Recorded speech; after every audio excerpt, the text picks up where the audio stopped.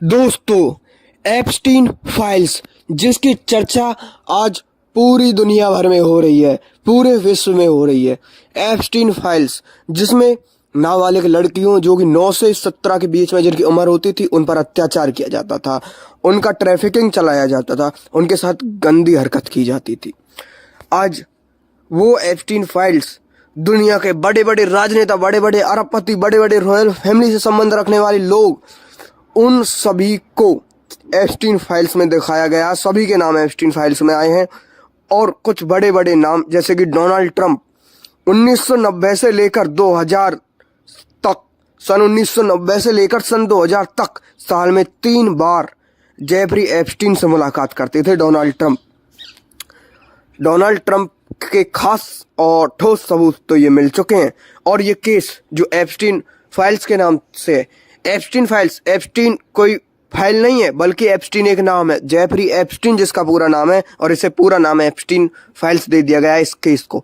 2019 से 2024 के बीच पहले कुछ फाइलें थी जो कि सील रखी गई हुई थी, जिनको सील किया गया हुआ था। जब 2019 से 2024 के बीच उन्हें खंगाला गया, लोगों के सामने लाया गया, अनसील किया गया, तब ये असलियत सामने आई। अब तक ये असलियत छुपाई गई थी और अब भी कोई ये ठोस जानकारी नहीं मिल रही कि इनके खिलाफ कार्रवाई की जानी चाहिए, क्या कार्रवाई होगी।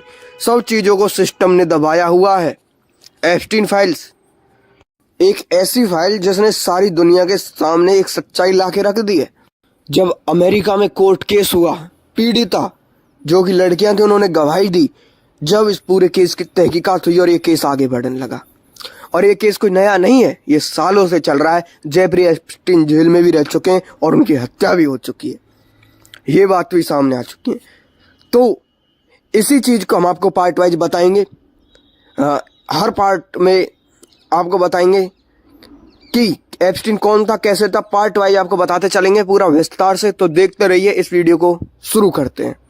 जो जेफरी एप्स्टीन है वो एक ट्रैफिकिंग का धंधा चलाता था और बताया जाता है कि वो एक फाइनेंसर भी था, और इसने अपना पूरा नेटवर्क फैलाया हुआ था। और केवल अमेरिका में नहीं बल्कि कैरेबियन के आइलैंड्स पर और एशिया तक और मिडिल ईस्ट तक और यूरोप तक इसका नेटवर्क फैला हुआ था, जेफरी एप्स्टीन का।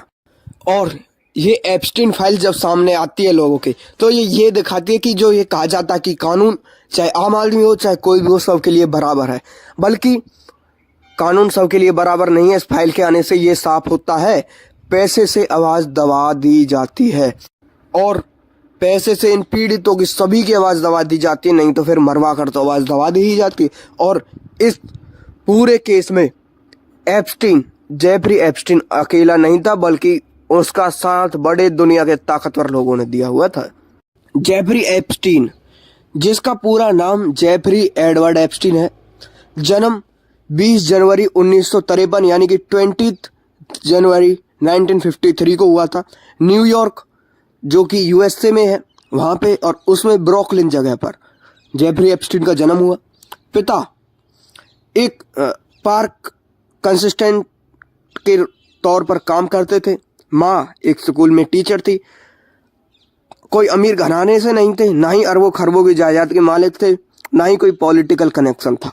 जेफरी एप्स्टीन अपनी स्कूलिंग पूरी करने के बाद कॉलेज तो गया, मगर ये रिकॉर्ड नहीं मिल पाया अभी तक कि उसके पास डिग्री थी या नहीं, या उसने डिग्री पूरी की थी या नहीं।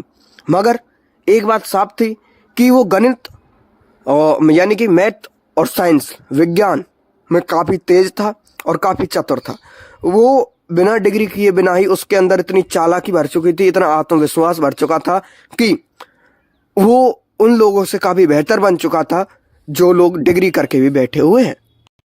सन 1970 जेफरी एप्स्टीन जब 70 साल के थे तो उन्हें न्यूयॉर्क के ही एक डेल्टन नाम के स्कूल में फिजिक्स और मैथ के टीचर की नौकरी मिल जाती है और उस नौकरी को करने लगते हैं। अब जिस डेल्टन स्कूल में वो पढ़ाता था वहाँ अमीर घरों के बच्चे पढ़ते थे, जैसे कि बड़े बड़े पॉलिटिशियंस के बच्चे, बड़े बड़े अरबपतियों के बच्चे, बड़े बड़े बिजनेसमैन के बच्चे, न्यूयॉर्क के हर बड़े आदमी के बच्चे उस स्कूल में पढ़ते थे। अब जब उसने देखा कि ये सभी बच्चे इतने अमीर घराने के हैं, और जब उनके घर से पेरेंट्स आते थे तब वो देखता था कि वो कितने अमीर हैं। और यही वो समय था जब उसने अमीर लोगों को बिल्कुल अपने पास से देखा था।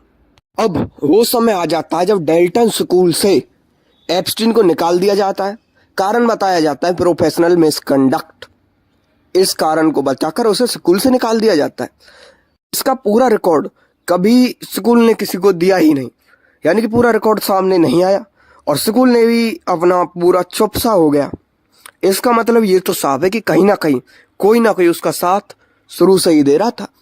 अब जैसे ही जेफरी एप्स्टीन को डेल्टन स्कूल से निकाल दिया जाता है तो वो पहुंचता है बियर स्ट्रीम्स। ये वो संस्था थी, वो फर्म थी जहां बड़ी मात्रा में इन्वेस्टमेंट की जाती थी। मगर लोगों के मन में सवाल खड़े हुए, ना कोई डिग्री ना कोई फाइनेंशियल बैकग्राउंड, फिर वो इस फर्म में क्यों पहुंचा, बियर स्ट्रीम्स, और इतनी बड़ी फर्म में उसने प्रवेश कैसे किया। अब बियर स्ट्रीम्स में नौकरी करने लगा जेफरी एप्स्टीन। अब वहाँ वो जो उसे नौकरी मिली वो उसे मिली ऑफशोर अकाउंट्स की। अब पैसे की मूवमेंट, पैसा कैसे छुपाया जाता है, अमीर क्लाइंट्स को कैसे हैंडल करना है और टैक्स की सेविंग कैसे करनी है, ये सभी काम जेफरी एप्स्टीन को इस फर्म से मिले। बियर स्टर्न्स जो फर्म है उससे बिना किसी डिग्री के उसने वहाँ पे नौकरी ले ली। अब जब इन सभी कामों को करते करते समय आता है सन 1980 का, 1980 का, तब उनकी मुलाकात होती है लेस्ली लेस वैक्सनर से।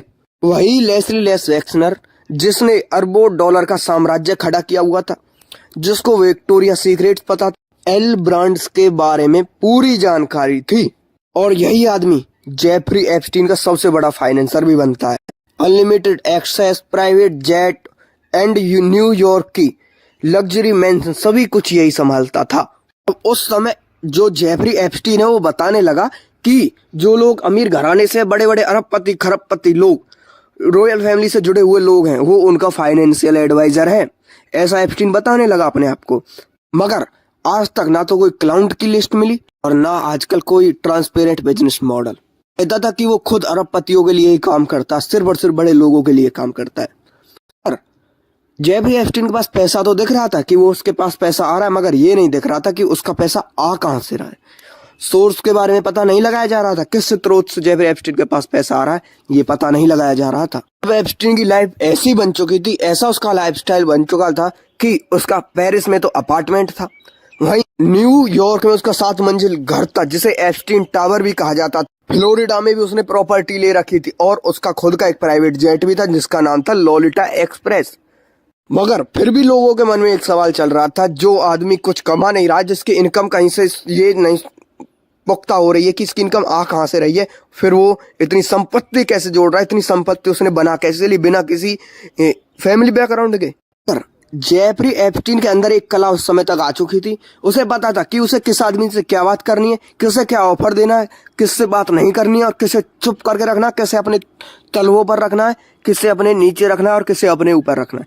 जब वो पार्टियां ऑर्गेनाइज करता जेफरी एप्स्टीन अपनी, तो उसमें बड़े बड़े राजनेता, बड़े बड़े पॉलिटिशियंस, यहाँ तक कि डोनाल्ड ट्रंप जैसे बड़े बड़े नेता, बड़े बड़े अरबपति, बड़े बड़े रॉयल फैमिली से संबंध रखने वाले प्रिंसेस और प्रिंस और बड़े बड़े वैज्ञानिक, सभी उनकी पार्टीज में आते थे। यहाँ तक कि बड़े बड़े हॉलीवुड के चेहरे, बड़े बड़े सितारे उसकी पार्टी में आते थे, जेफरी एप्स्टीन की पार्टी में। जेफरी एप्स्टीन की पार्टी में इतने बड़े बड़े लोग आते थे।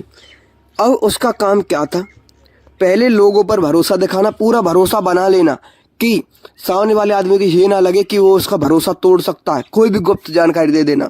फिर वो उनको कुछ सुविधा देता था, यानी कि अपना, जैसा कि आपको पता, आगे चलकर आपको पता चलेगा कि एप्स्टीन आइलैंड आपको सभी को पता है क्योंकि पूरे सोशल मीडिया पर चल रहा है, वहां ले जाके उनको सुविधा देता। फिर उसकी कमजोरी लोगों को पता चल जाती, यानी कि जेफरी एप्स्टीन को पता चल जाती। साफ बात है, वो लोगों में जेफरी एप्स्टीन आता, सिर्फ जेफरी एप्स्टीन को उनकी कमजोरी पता चल जाती और उसको वो रिकॉर्ड करता, यानी कि बड़े बड़े लोगों की जो कमजोरी है वो उसके पास, और फिर वो उन्हें अपने तरीके से ट्रीट करता था, उनको अपने कंट्रोल में कर लेता था। और सेक्स ट्रैफिकिंग जैसा मामला यहीं से शुरू होता है। ये ट्रैफिकिंग नेटवर्क यहीं से इस्तेमाल होना शुरू हो जाता। और जो मैंने अभी शब्द का नाम लिया, आगे वीडियो में आने वाले पार्ट्स में मैं नहीं लेने वाला हूँ, सिर्फ एक ही बार में आप लोग समझ जाना। अगर ट्रैफिकिंग जैसा मामला है तो उसका मतलब सामने वर्ड कुछ और है। अब इस पूरे केस में एप्स्टीन अकेला तो था नहीं, क्योंकि अकेले आदमी के बस की इतना बड़ा ट्रैफिक चलाना है ही नहीं। उसे मिला इस बड़े ट्रैफिकिंग को चलाने के लिए गिहिसलिन मैक्सवेल। अब बात यह है, अगर जेफरी एप्स्टीन एक ऐसा धोखेबाज आदमी था तो दुनिया भर के ताकतवर लोग उससे क्यों मिलते थे? और अगर वो अपने आप को अरबपति मनी मैनेजर बताता है तो सबसे बड़ी बात जो एप्स्टीन फाइल्स है, इसमें इतने खतरनाक खुलासे कैसे हो रहे हैं? इस वीडियो के पार्ट को यहीं पे करते हैं एंड। अगले पार्ट में आप इसके बारे में और जानकारियां लोगे, तो अगले पार्ट का इंतजार कीजिएगा। मिलते हैं एक और नई वीडियो में एक और नई जानकारी के साथ। ये वीडियो अच्छी लगी, वीडियो को लाइक कर दो, चैनल को सब्सक्राइब कर दो, जिससे अगले पार्ट की जानकारी आप तक सबसे पहले पहुंच जाए।